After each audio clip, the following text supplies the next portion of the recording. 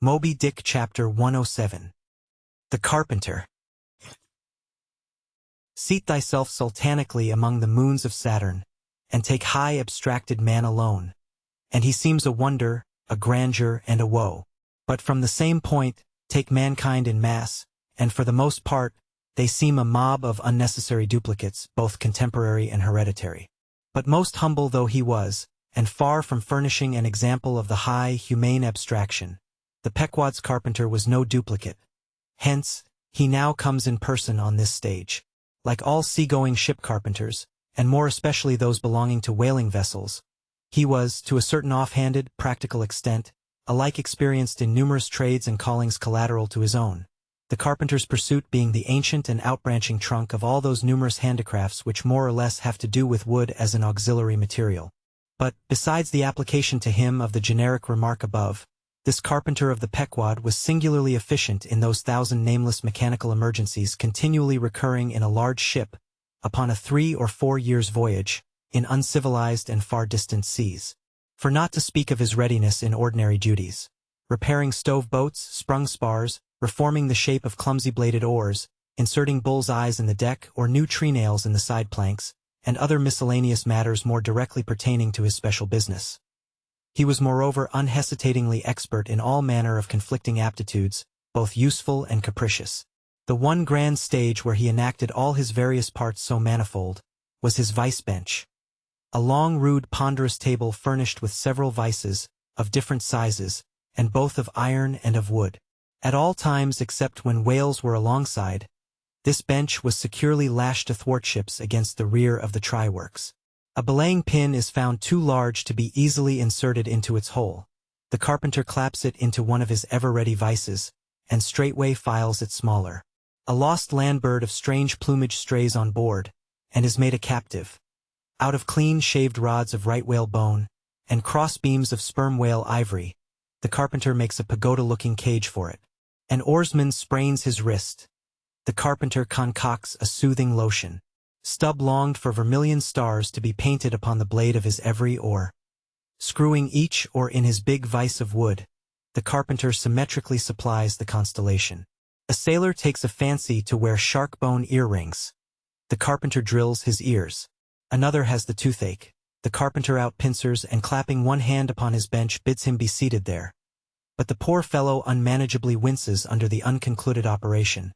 Whirling round the handle of his wooden vise, the carpenter signs him to clap his jaw in that, if he would have him draw the tooth. Thus, this carpenter was prepared at all points, and alike indifferent and without respect in all. Teeth he accounted bits of ivory, heads he deemed but top-blocks. Men themselves he lightly held for capstans.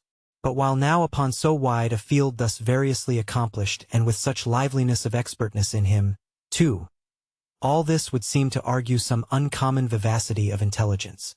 But not precisely so, for nothing was this man more remarkable than for a certain impersonal stolidity as it were.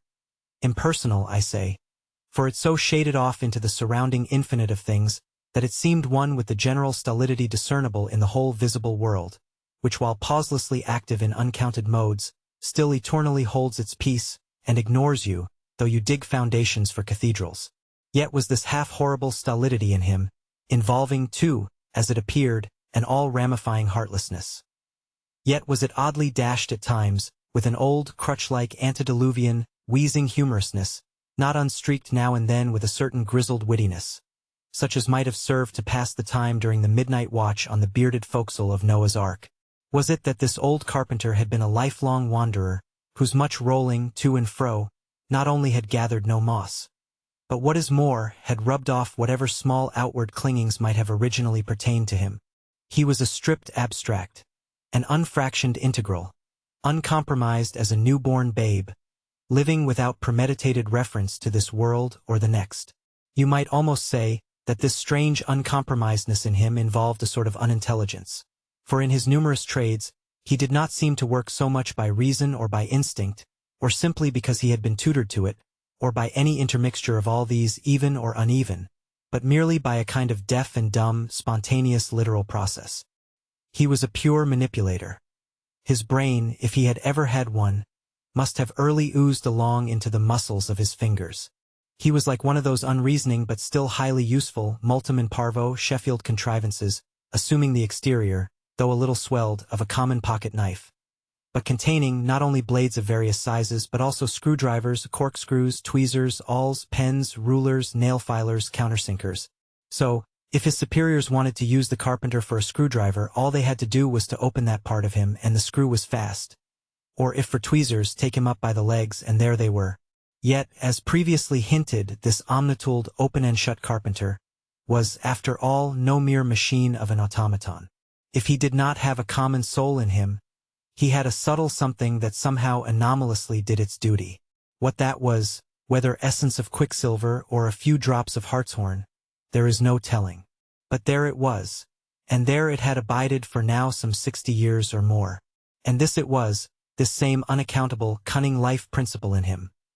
This it was, that kept him a great part of the time soliloquizing, but only like an unreasoning wheel, which also hummingly soliloquizes, or rather, his body was a sentry box in this soliloquizer on guard there, and talking all the time to keep himself awake.